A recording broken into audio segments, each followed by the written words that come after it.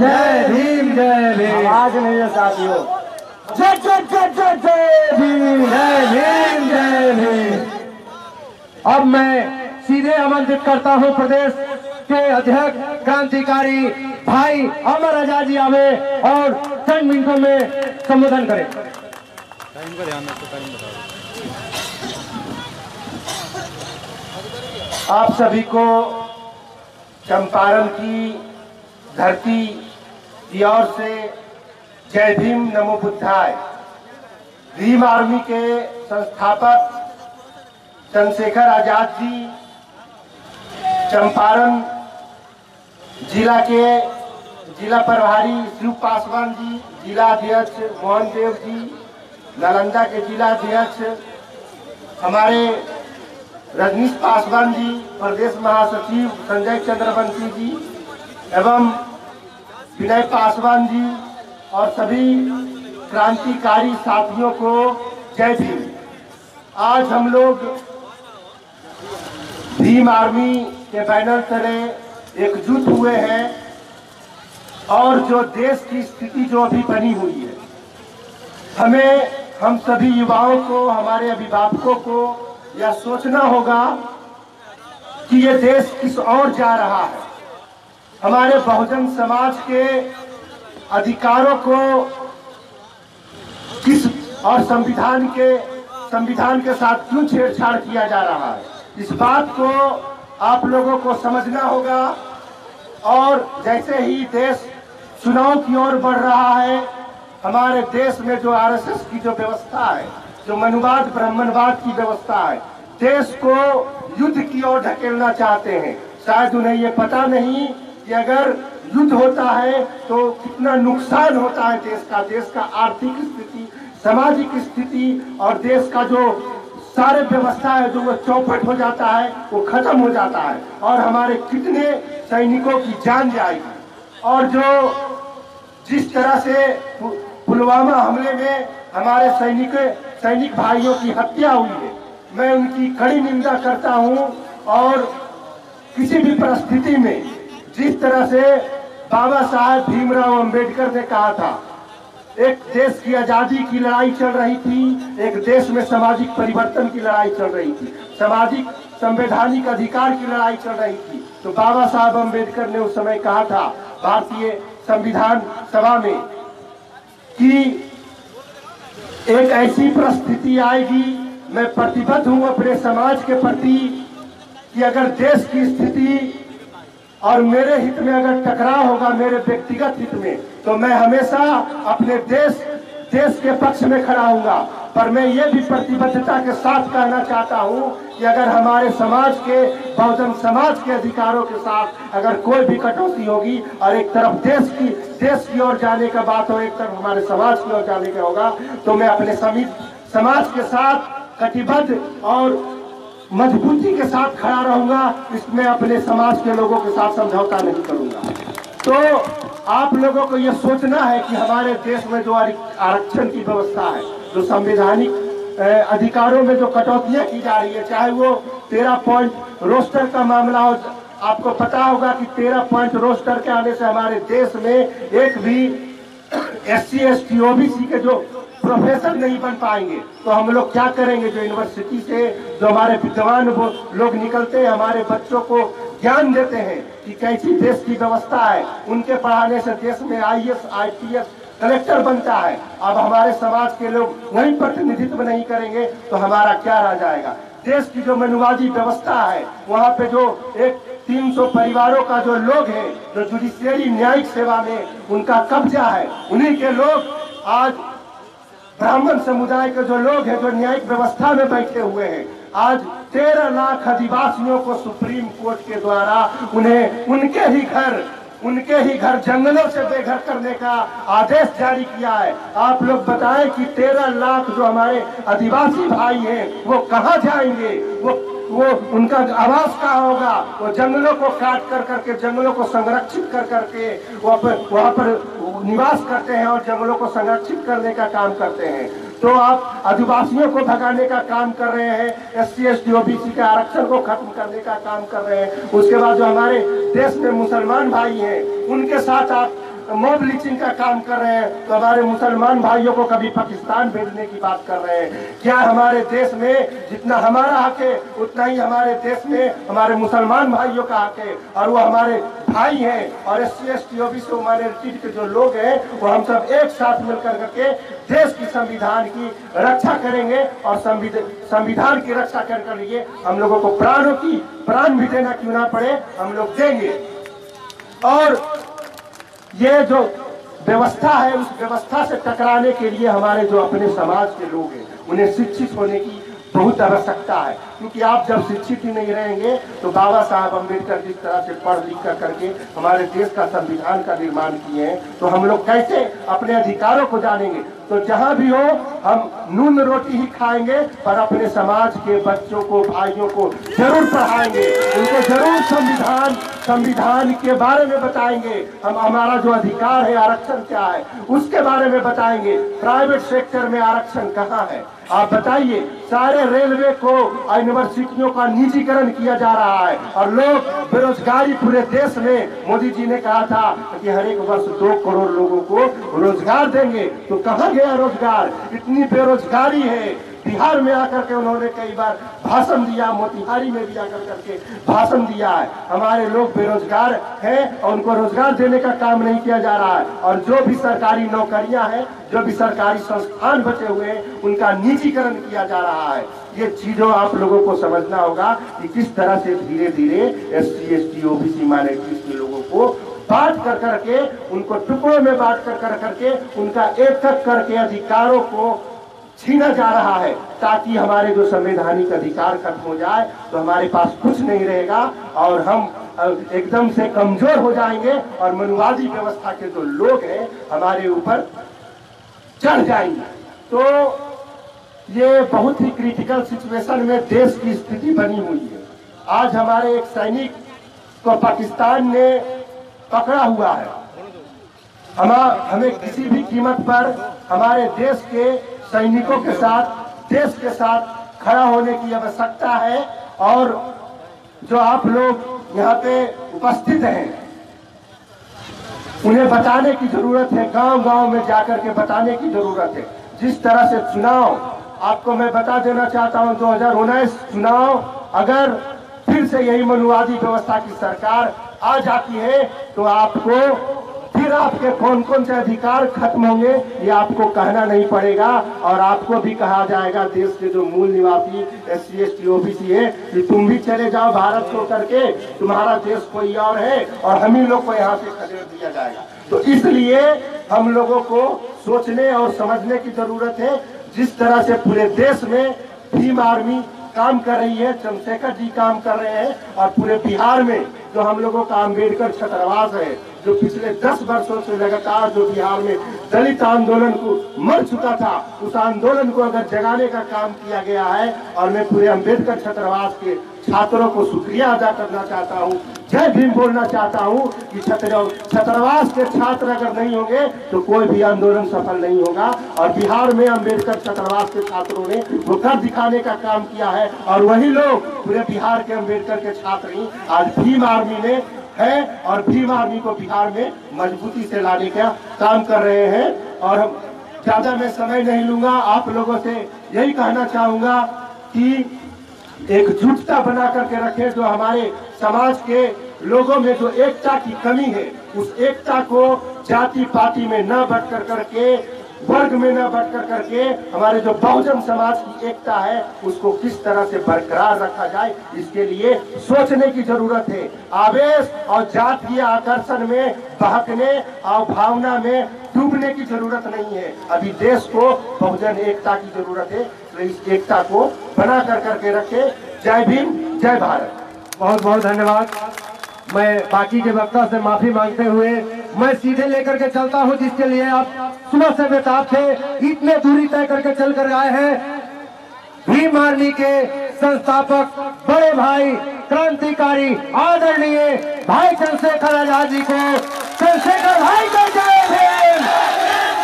बाबा साहब अमर है, बाबा साहब अमर है, अमर है, अमर है, बिहार हमारा अमर है, अमर जिंदाबाद। पीछे सर आपको शांति बनाए रखें, शांति बना के रखिए, प्रोग्राम आपका है। जब नींद आ गई है। असल में आजकल भाषण नहीं सुनते हमारे लोग, और भाषण में ही नींद का मजा ले लेते हैं। परम पूजनीय बोधिसत्व डॉक्टर बाबा साहब अम्बेडकर को नमन करते हुए, नहीं चलने का तथागत बुद्ध की धरती पे तथागत बुद्ध को नमन करते हुए, सदगुरु रविदास जी महाराज, भगवान वाल्मीकि महाराज, ज्योतिबा फूले जी, पेरियर साहब, बिरसा मुंडा, बाबू जगदेव प्रसाद जी, दशरथ मांझी, जननायक कपूरी ठाकुर, उधम सिंह, भगत सिंह, मां उदा देवी और मेरे आदर्श साहब काशीराम को नमन करते हुए, और आज जिनकी जयंती है, जिनकी वजह से साहब काशीराम मिशन में आए और उन्होंने बहुजन समाज को एकजुट करने के लिए बाम से PS4 और बहुजन समाज पार्टी का निर्माण करके एक बार शक्ति का एहसास हमें कराया। माननीय जननायक दीना माना वाल्मीकि जी को भी नमन करते हैं, क्योंकि आज उनकी जयंती है।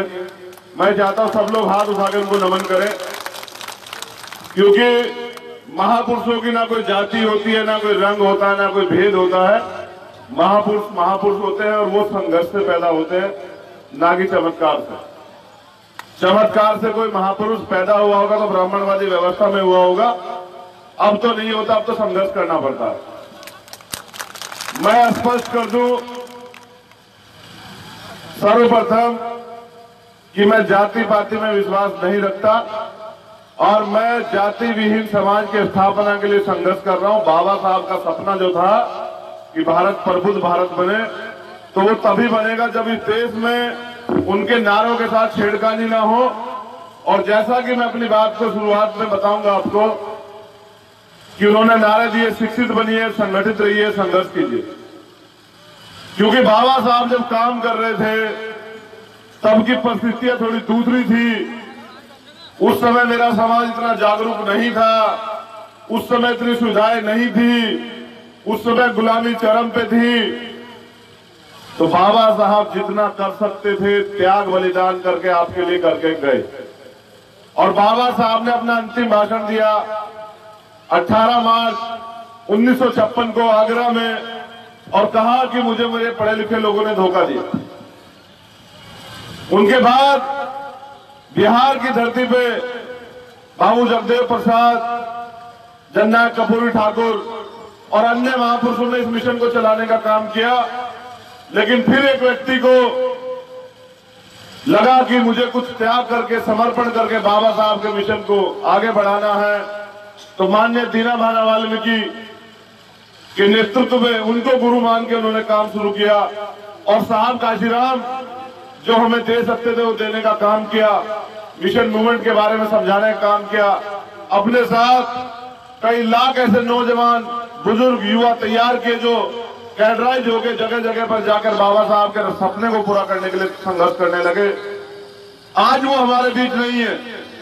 आज हमारी जिम्मेदारी बनती है कि उनके सपने को पूरा करने के लिए हम तन मन धन और सब चीजें झोंक दें, अपना जान मान सम्मान।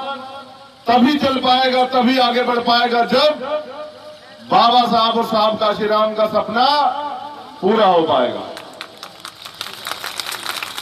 अब यहां बिहार में भीम आर्मी को बहुत मजबूती से चलाने वाले बिहार भीम आर्मी प्रदेश के वर्तमान अध्यक्ष छोटे भाई अमर आजाद पासवान जी, उनके साथ मैं नाम लेकर समय खराब नहीं करना चाहता, पूरी भीम आर्मी बिहार की यूनिट, भीम आर्मी के राष्ट्रीय अध्यक्ष विनोतन सिंह, भाई मंजीत नोटियाल, कमल वालिया, और मेरे साथ आए चौधरी रविंद्र भाटी जी, गुर्जर समाज से, पूरे गुर्जर समाज को भीम आर्मी में जोड़ के मजबूत करने का काम कर रहे हैं। मेरे साथ आए छोटे भाई पंकज यादव जी, गुलजार सिद्दीकी, अरशद खान, नीटू भाई, और यहाँ भीम आर्मी की जो आयोजक कमेटी है उन सब साथियों को, जो बहुजन समाज है मेरा, बिना नाम लिए एक सूत्र में पिरोते हुए मैं अपनी बात की शुरुआत करता हूं। मैं नहीं चाहता था कि मेरा कोई स्वागत हो बिहार में, और उसका एक आवश्यक कारण है, और वो कारण ये है, जो लोग सोशल मीडिया से भीम आर्मी को फॉलो करते हैं वो जानते हैं कि 23 तारीख में उत्तराखंड हरिद्वार रुड़की में हमारी रैली थी, बहुजन समाज बनाओ रैली, बहुजन समाज के अधिकारों के लिए एकजुट होने की रैली थी। जब वो रैली में मैं पहुंचा, बड़े गौर से सुनना नौजवान साथियों और मेरे बुजुर्गों, जब उस रैली में मैं पहुंचा तो तभी खबर आई कि वहां भीम आर्मी के जो प्रदेश अध्यक्ष है छोटे भाई महक सिंह, उनकी मां का एक्सीडेंट हो गया, हालत बड़ी गंभीर है, मां को आईसीयू शिफ्ट करना पड़ा। मैंने महक से कहा कि महक, मां बड़ी सर्वोपरि होती है, चले जाओ। मेरी माताएं बहनें यहां बैठी हुई हैं, जब सब लोग भाषण देने आए तो एक बार भी इनके बारे में नहीं बोला। मैं इनसे पैदा हुआ, मैं इनका खून हूं, इन्होंने मुझे आगे बढ़ाया, इन्होंने रोटी देकर मेरा पेट मजबूत किया, तब आज मैं इस लड़ाई को लड़ पा रहा हूं। तो मैं ऐसी क्रांति की देवी अपनी सभी माताओं का भी सम्मान करता हूं, बहनों का भी सम्मान करता हूं, और विश्वास दिलाता हूं कि जिस उम्मीद से आप भीम आर्मी पे भरोसा करके खड़े हुए हो, उनके साथ हो, उस उम्मीद पे बिना किसी लोभ लालच के आखिरी खून के कतरे तक कायम करने का, उसी मिशन पे खड़ा रहने का काम भीम आर्मी और चंद्रशेखर आजाद करेंगे। वादा आज बिहार की धरती पे करता हूं। तो मैं जो बात कर रहा था तो महक रो रहा था स्टेज पर, लेकिन कहा कि मां से भी पहले अगर मेरे लिए कोई मां है तो वो भीम आर्मी है, मेरा समाज है, बहुजन समाज है। एक मां ने 1000 मां कुर्बान कर दूंगा, अपना खून कुआ कतरा कतरा कुर्बान कर दूंगा, लेकिन पहले जो जिम्मेदारी मैंने उठाई है भीम आर्मी की, उसके लिए लगा रहूंगा। तो जब 5 बजे रैली खत्म हुई, मैंने महक से कहा कि चले जाओ, और बड़े कड़वे शब्दों में बताना पड़ेगा आज आपको कि कल मां का देहांत हुआ। महक का मुझे फोन आया कि भैया मां हमारे बीच नहीं रही। एक तरफ मां थी और दूसरी तरफ बिहार की चंपारण धरती। तो इस बेटे के सर पे जो नीला कफन सवार है और दिल में जो आग लगी है, तो मां की अर्थी को कंधा देने के बजाय मैं आप लोगों के बीच चला आया, इस उम्मीद के साथ कि मां तो चली गई, लेकिन मां का सपना था कि भीम आर्मी साहब काशीराम और बाबा साहब के सपने को और बहुजन समाज को शासक बनाने के लिए संघर्ष करे। तो मैंने मां की अर्थी को कंधे देने से अच्छा बिहार की धरती पर आकर आप लोगों को समझाने का, आप लोगों को एकजुट करने का और बिहार में भीम आर्मी को बहुत मजबूती से ताकतवर बनाने का काम करने के लिए आने का प्रयास किया। मैं मां से माफी चाहता हूं, इन माताओं से आशीर्वाद ले लूंगा। ये भी मां है, वो भी मां है, छोटे भाई मैं से क्षमा प्राप्ति ले लूंगा, लेकिन मैं अपने समाज से बढ़कर मेरे लिए कुछ नहीं है, बहुजन समाज से बढ़कर मेरे लिए कुछ नहीं है। सदियों से शोषित दबे कुचले समाज को एकजुट करने के लिए, और वो ताकत जिसका सपना सिर्फ हमने टीवी में, अखबारों में, चैनलों पे, रेडियो के माध्यम से, किताबों में पढ़ा है कि बहुजन समाज भी शासक बनेगा, उस सपने को पूरा करने के लिए जो पीड़ा मेरे अंदर है, जिसे मैं 16 महीने का दिन रात जेल में चलता रहा, कुटता रहा और उम्मीद लगाता रहा कि मैं भी एक दिन बाहर जाऊंगा और जाके बहुजन समाज के बीच में अपनी पीड़ा रख के उनसे कहूंगा कि आज समय आ गया है, अब हम लोग गुलामी बर्दाश्त नहीं करेंगे। क्योंकि मैं एक नारा और एक नाम ये आपको याद दिला रहा हूं कि जिसकी जितनी संख्या भारी उसकी इतनी हिस्सेदारी। बहुजन इतनी बड़ी आबादी में है, और एक कहानी जो मैं आपको बता रहा हूं, बड़े गौर से सुनना। ओबीसी वर्ग का एक जाति है जिसका नाम है जाट समाज। जाट समाज में सर छोटू राम पैदा हुए, और सर छोटू राम की एक कहानी है, वो कहानी जान लीजिए मेरे बहुजन समाज के लोगों, तो आपको पता लग जाएगा कि गुलामी की जिंदगी अच्छी है या स्वतंत्रता की एक दिन की जिंदगी अच्छी है। सर छोटू राम एक शादी में चले गए, पूरा समाज गया था, लेकिन उस समय भी वर्णवादी व्यवस्था, मनुवादी व्यवस्था चरम पे थी। तो उनका जो दूल्हा था वो पालकी में चला गया, घोड़ी पे बैठकर चला गया। तो ब्राह्मणों ने सजा घोषित कर दी और जितने भी जाट समुदाय के लोग शादी में आए हुए थे सबको 4-4 जूतों की सजा रख दी, सबको 4-4 जूते लगे। और जब जूते लग गए तो जब घर लौटे तो सर छोटू राम ने एक सवाल किया कि जूते तो खा लिए, जब मरना ही है तो ये तय करना है कि जूते खा के मरना है या सम्मान से मरना है। तो सर छोटू राम के साथ जाट समाज के लोगों ने तय किया कि हम जूते खा के अपमान से नहीं मरेंगे, सम्मान से लड़ते हुए मरेंगे। तो जब उस समय में वो लोग सम्मान से लड़ना चाहते हैं, आज मैं देखता हूं हमारे मकानों पे छत नहीं है, हमारे घरों में खाने को खाना नहीं है, हमारे घरों में सुविधाएं नहीं है, फिर भी आजादी के 72-74 साल भी बाद भी ये दलित समाज और पूरा बहुजन समाज मान सम्मान को प्रायोरिटी देता है, मान सम्मान के लिए संघर्ष करने का काम करता है। तो मैं क्यों ना कहूं गर्व से कि हम इस देश के शासक हैं और हमें इस देश पे शासन करना है, क्योंकि रोटी नहीं है पेट में। जहां बामन ये कहता है कि पहले पेट पूजा फिर काम दूजा, वही बहुजन समाज कहता है कि पहले मान सम्मान है उसके बाद पेट है। तो मुझे जानकर बड़ा खुशी होती है कि मेरा समाज आज भी लड़ना जानता है, आज भी उसमें हौसले हैं, आज भी उनके हौसले बुलंद हैं। वो लड़ाई लड़ना जानते हैं और जो समाज लड़ाई लड़ना जानता है वो लड़ाई जीतना भी जानता है। जो समाज अत्याचार सहना जानता है, जो समाज मार खाना जानता है, वो मारना भी जानता है। मैं बिहार की धरती पे गुलामी काटने के लिए कहना चाहता हूं कि मेरे लोगों को मारोगे तो मैं इतना मारूंगा कि मार मार कर ढोल बना दूंगा, तुम्हारी चमड़ी उधेड़ दूंगा और तुम्हारी चमड़ी में भूसा भर दूंगा। मैं इसलिए क्योंकि मैं राजनीतिक व्यक्ति नहीं हूं, इसलिए चुप हूं क्योंकि इस देश में शहीदों के नाम पर राजनीति होती है। 44 लोग शहीद हुए देश के सैनिक, और शहीदों को सम्मान देने के बजाय इस देश का एक राजनीतिक दल उनके शहीदों के नाम पर राजनीति कर रहा है। कल अभिनंदन कुमार नाम का एक विंग कमांडर पकड़ा गया। पहले तो इस देश का चाटुकार मीडिया कह रहा था कि हमने पाकिस्तान के विमान मार के गिराए, और जब पाकिस्तान ने प्रूफ दे दिया कि ये आपका विंग कमांडर है, हमारे पास है, हमने आपका जहाज मारा है, तब भी ये लोग एक्सेप्ट नहीं कर रहे थे। ये मोदी की चाटुकारिता कर रहे हैं, हम गुलाम नहीं है, हम मोदी या किसी हरामखोर की चाटुकारिता नहीं करेंगे, हम मरना पसंद करेंगे, गुलामी की जिंदगी नहीं जिएंगे, गुलामी के खिलाफ लड़ेंगे। तरह तरह की अफवाहें फैलाई जा रही है, तरह तरह के अफवाहें फैला के फिर से बहुजन समाज को लूटने का काम किया जा रहा है।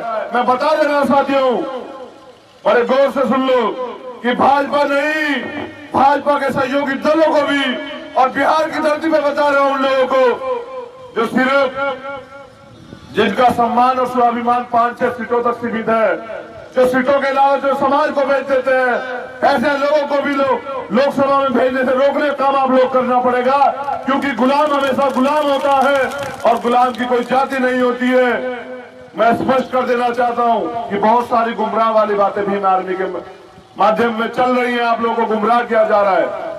भीम आर्मी पूरे मजबूती से, चाहे कैमूर में मामला हो, रामगढ़ में हमारे लोग जेल जाते हैं लेकिन मान सम्मान के लिए लड़ने का काम करते हैं, बहन सती कला के लिए, चाहे हाजीपुर में 6 लोगों ने गोली खाई हो, एक बहन की हत्या भी होगी हो, फिर भी हम लोग लड़ रहे हैं। और अभी एक मामला मेरे हाथ में है, जो मामला है गोपालगंज का, 11 वर्षीय दलित बच्चे की हत्या ब्राह्मणों द्वारा की गई। मैं यहाँ शासन प्रशासन के लोग भी होंगे और नहीं होंगे तो मेरे लाइव पेज के माध्यम से सुन लेंगे या मीडियम के माध्यम से सुन लेंगे।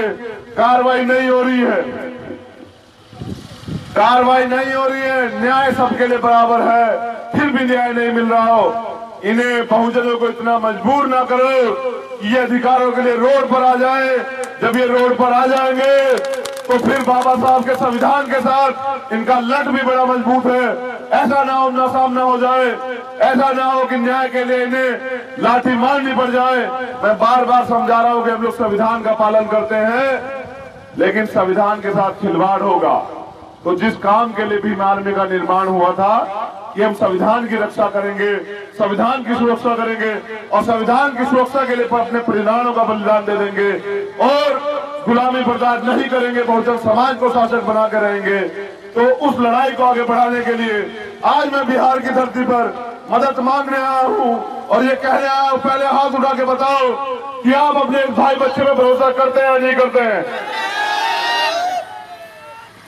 अगर भरोसा करते हो तो कुछ दिन रुक जाओ, मुझे बहुत कुछ तैयारी करनी है। चुनावी कीड़े 3 महीने में खत्म हो जाएंगे।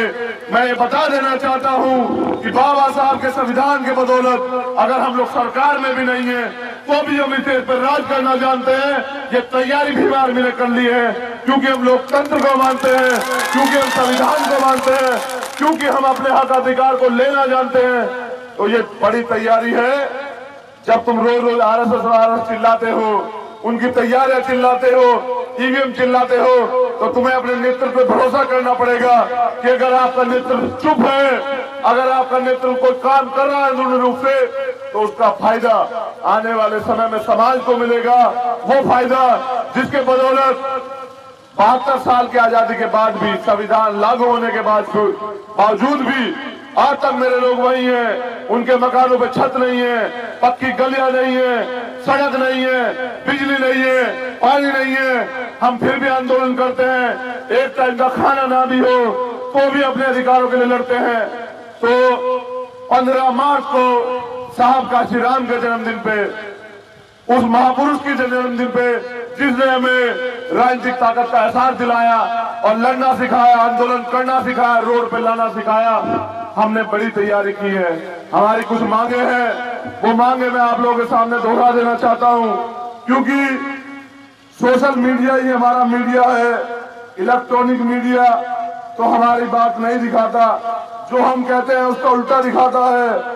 तो इसलिए सोशल मीडिया को हमें ताकत बनानी पड़ेगी और सोशल मीडिया के दम पे हमें इस देश में बहुजन समाज को क्रांति करनी पड़ेगी।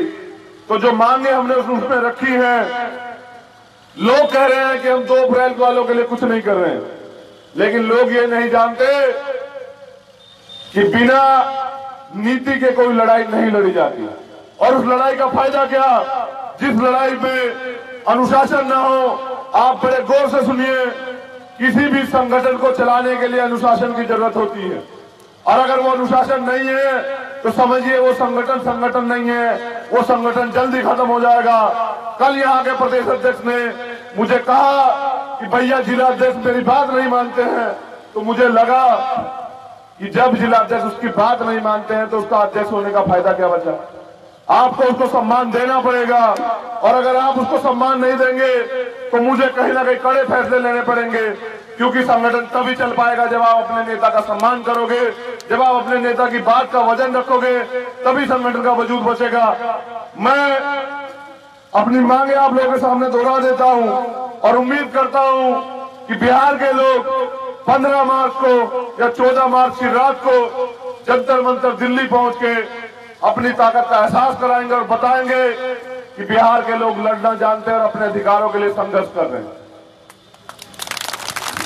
हमारी पहली मांग है, बहुजन समाज में जन्मे मान्यवर साहब काशीराम, राष्ट्रपिता ज्योतिबा फूले, साहब दीनदयाल वाल्मीकि, मान्य जगन्नाथ कपूरी ठाकुर जी, मान्य धन सिंह कोतवाल जी, सर छोटू राम जी, बाबू जगदेव प्रसाद कुशवाहा जी एवं राजा बिजली पासी को भारत रत्न मिले। ये हमारी पहली मांग है। दूसरी मांग है, पुलवामा हमले में शहीद हुए अर्धसैनिक बल के जो साथी हैं, जो शहीद हैं, उनको शहीदों का दर्जा मिले और उनको पुरानी पेंशन बहाल की जाए। 2004 में जो बीजेपी गवर्नमेंट ने खत्म कर दी थी, उनके परिवारों को, जो लोग शहीद हुए हैं, 1 करोड़ रुपए का मुआवजा और एक सरकारी नौकरी की व्यवस्था की जाए। सर्वोच्च न्यायालय द्वारा SC ST अध्यादेश वापस लिए जाने के कारण संपूर्ण देश में 2 अप्रैल 2018 को हुए भारत बंद आंदोलन में जो गिरफ्तारियां हुई हैं, जिन लोगों पर रासुका लगा के आज भी जेल में बंद रखा गया है, उन लोगों की रासुका खत्म करके तत्काल प्रभाव से उनको बाहर हमारे बीच भेजा जाए और जो मुकदमे लगे हैं उनको सरकार वापस ले। राजस्थान और मध्य प्रदेश की सरकार को अपने मुकदमे वापस करने के लिए विवश कर दिया है। अब हम प्रयास करेंगे देश की सेंट्रल गवर्नमेंट को भी अपने आंदोलन के जरिए कि वो भी विवश हो जाए, मुकदमे वापस ले। और जो शहीद हमारे 2 अप्रैल में हुए हैं वो 13 लोगों को 1-1 करोड़ रुपए का मुआवजा, उनको शहीद का दर्जा और उनको उनके परिवारों को एक सरकारी नौकरी की व्यवस्था कराई जाए। सरकारी संस्थानों में, केंद्रीय विश्वविद्यालय और विद्यालयों में 13 पॉइंट रोस्टर लगा के जो शिक्षा के दरवाजे हमारे लिए बंद किए गए हैं उसको तत्काल प्रभाव से वापसी लिया जाए। क्योंकि आज ही की जानकारी है कि माननीय सुप्रीम कोर्ट ने हमारी जो याचिका थी वो खारिज कर दी है। तो ये सरकार संशोधन विधेयक लेके आके इसमें संशोधन करे और दोबारा 200 पॉइंट रोस्टर को बहाल करे। क्योंकि जब बहुजन समाज के अध्यापक कर्मचारी वहां नहीं होंगे, प्रोफेसर नहीं होंगे, तो हमारे बच्चों को कौन पढ़ाएगा। हमें पूरा भरोसा है कि पिछले दरवाजे से सरकार मनुस्मृति को लागू कर रही है। तो जब भीम आर्मी के लोग लाखों नौजवान हैं, करोड़ों नौजवान हैं, तो हम मनुस्मृति को देश में लागू नहीं होने देंगे और मनुस्मृति लागू करने वाले हाथों को भी काटने का काम करेंगे। ये तैयारी हमें करनी पड़ेगी। भारत में जातिगत आधार पर जनगणना कराकर जो 1931 में हुई थी, ओबीसी समाज को, दलित समाज को, मुसलमान समाज को, आदिवासी समाज को आबादी के हिसाब से आरक्षण व्यवस्था लागू कराई जाए। क्योंकि आरक्षण प्रतिनिधित्व है। जब जिस क्षेत्र में हमारे लोगों का प्रतिनिधित्व नहीं होगा उनकी बात नहीं रखी जाएगी, इसलिए आरक्षण जरूरी है। सरकार प्रयास करे कि न्यायपालिका में क्लोजम सिस्टम को खत्म करके दोबारा से उसमें भी आरक्षण व्यवस्था लागू की जाए जिससे हमारे जज बने। क्योंकि न्यायपालिका में आरक्षण व्यवस्था नहीं है, जिसकी वजह से हमारे लोगों को न्याय नहीं मिल रहा है। बार बार जातिवादी जज हम पे उल्टे से फैसले थोप देते हैं। तो इसलिए न्यायपालिका में भी क्लोजर सिस्टम खत्म करके आरक्षण की व्यवस्था की जाए। अनुसूचित जाति जनजाति को, ओबीसी समाज को, मुस्लिम भाइयों को पदोन्नति में आरक्षण बहाल किया जाए। सुप्रीम कोर्ट का आदेश आ चुका है, फिर भी एक भी जगह पर SC/ST को आरक्षण नहीं बहाल किया गया पदोन्नति में। हमारी 10वीं मांग है अनुसूचित जाति जनजाति, मुसलमान और ओबीसी वर्ग को भी निजी क्षेत्रों में आरक्षण मिले। भारतीय सेना में पहले की बात ही चमार रेजिमेंट को पुनः गठन किया जाए, उसको दोबारा से बहाल किया जाए। भारत में आदिवासियों से विशेष आर्थिक क्षेत्र, स्पेशल इकोनॉमिक जोन के नाम पर उनसे जल, जंगल और जमीन छीन कर पूंजीपतियों को दी जा रही है। इस प्रक्रिया में लगभग 12 लाख आदिवासी बेघर हो जाएंगे। हम कंधे से कंधा मिलाकर इनके साथ खड़े हैं। उनके अधिकारों को छीनने नहीं दिया जाएगा। इनके जातिवादी जब अगर झूठे फैसले थोपने काम करेंगे तो हम रोड पे आके गोली खाने का भी काम करेंगे। हम आदिवासियों के साथ हैं। सरकार इस फैसले को वापस ले और हमारे आदिवासियों को सुरक्षित व्यवस्था महसूस कराए। देश में नशीले पदार्थों को जैसे शराब, भांग, गुटखा, तंबाकू, सिगरेट आदि का सेवन पूर्ण रूप से प्रतिबंधित किया जाए। ये नशा बंद किया जाए। ये नशा हमारे समाज को कमजोर करने का काम कर रहा है। ये नशा बर्दाश्त नहीं किया जाएगा तो पूरे देश में सरकार और इस सरकार का जो प्रधानमंत्री वहां बैठा हुआ है, जो रात को 8 बजे आके ये कह सकता है कि नोटबंदी लागू हो, तो वो नशाबंदी भी लागू कराए और आके ये भी कहे कि आज से देश में कोई जाति नहीं है, सब लोग भारतीय हैं। तो जाति व्यवस्था खत्म कराने का काम करे। हम देखना चाहते हैं प्रधानमंत्री भारत का स्थिति है या नहीं है। सहारनपुर और हरिद्वार में कच्ची व जहरीली शराब के सेवन से 150 से ज्यादा परिवार के लोग मर गए हैं। उनको समुचित सरकारी सुविधा दी जाए, उनको कम से कम 25 लाख रुपए का मुआवजा दिलाया जाए, उनके परिवार को आर्थिक सहायता के साथ सरकारी नौकरी की व्यवस्था की जाए, तब जाके उन परिवारों का जीवन यापन हो पाएगा। ये भी हमारी मांग है। भारतीय श्रमिक अधिनियम के तहत मजदूरों को समान काम समान वेतन, न्यूनतम मजदूरी अधिनियम कानून में फेर बदल दुगना किया जाए। समान रूप से अन्य सुविधाएं प्रदान लागू की जाए। क्योंकि मैं जानता हूं कि बहुजन समाज का व्यक्ति इस काम को कर रहा है, मजदूरी के काम को, इसलिए कहा गया है कि समान काम समान वेतन लागू किया जाए। भारत के किसानों को कृषि उत्पाद पर उपभोक्ता मूल्य दिया जाए, सरकार की भ्रष्ट कृषि नीति को समाप्त किया जाए, सरकार द्वारा किसानों को दिया गया कृषि ऋण ब्याज मुक्त किया जाए, प्राकृतिक आपदाओं में नस्ल भ्रष्ट को संपूर्ण कीमत किसानों को देना तय किया जाए, साहूकारों द्वारा गरीब जरूरतमंद लोगों को शोषण बंद करने के लिए सख्त कानून बनाया जाए ताकि प्रतिवर्ष लाखों लोगों की मौतों को बचाया जा सके। ग्रामीण क्षेत्रों में गरीबों के लिए कुटीर उद्योग नीति बनाई जाए, उनको बढ़ावा देने के लिए ब्याज मुक्त ऋण दिया जाए, गरीबी उन्मूलन नीति बनाई जाए ताकि प्रत्येक भारतीय को रोटी कपड़ा मकान मिल सके। प्राइवेट अस्पताल और मेडिकल कॉलेजों में गरीबों का इलाज निःशुल्क हो, प्राइवेट शिक्षण संस्थानों में SC ST OBC के छात्रों को निःशुल्क पढ़ाई का व्यवस्था कराई जाए, भारत में प्रत्येक नागरिक को एक समान शिक्षा नीति लागू की जाए ताकि one nation one education policy चरितार्थ हो सके। देश में अवैध संसाधनों के दोहन रोकने के लिए के नाम पर गरीबों के हितों को सुरक्षित किया जाए, जैसे खनन, वन कटान, बंजर भूमि उपयोग, जल उपयोग और मत्स्य पालन आदि की व्यवस्था कराई जाए। भारत के संपूर्ण धार्मिक स्थलों का राष्ट्रीयकरण हो, उनसे होने वाली आय को जन कल्याण के उपाय में लगाया जाए, संपूर्ण भारत में शिक्षा का राष्ट्रीयकरण हो, समान शिक्षा प्रणाली लागू की जाए, मुस्लिम समुदाय के लिए सच्चर कमेटी और माननीय राजेंद्र मिश्रा जी की जो रिपोर्ट थी उसको लागू करके मुस्लिम भाई को आरक्षण की व्यवस्था हो और उनको भी भारत के सिस्टम में जुड़ने का मौका मिले, नौकरियों में उनके लिए आरक्षण की व्यवस्था हो और इस देश के सफाई कर्मचारियों को सीवर में न मारा जाए, उनके लिए उचित मुआवजे की और गट ये जो ठेका प्रति कानून चला रखा है उसको खत्म किया जाए और आत्मरक्षा के लिए दलित समाज को, पूरे बहुजन समाज को लाइसेंस की व्यवस्था हो, लाइसेंस लागू कराया जाए, उसके लिए सरकार लोन दे क्योंकि हम अपनी सुरक्षा खुद करेंगे, हम सरकार के भरोसे नहीं है। तो इन्हीं सब डिमांड के साथ 11 तारीख से भीम आर्मी के जन्म स्थल सहारनपुर से एक यात्रा दिल्ली के लिए प्रस्थान करेगी जो विभिन्न चरणों में देवबंद, मुजफ्फरनगर, मेरठ, गाजियाबाद को रुकते हुए 15 तारीख को साहब का श्री राम के जन्मदिन पे हम लोग दिल्ली जंतर मंतर पे पहुंचेंगे। मैं आज उम्मीद करूंगा कि बिहार की धरती से लाखों की तादाद में बहुजन समाज के लोग जो न्याय चाहते हैं, गुलामी से मुक्ति चाहते हैं, इस लड़ाई को लड़ने के लिए और अपने भाई के हाथ कंधों को मजबूत करने के लिए वहां पहुंचेंगे।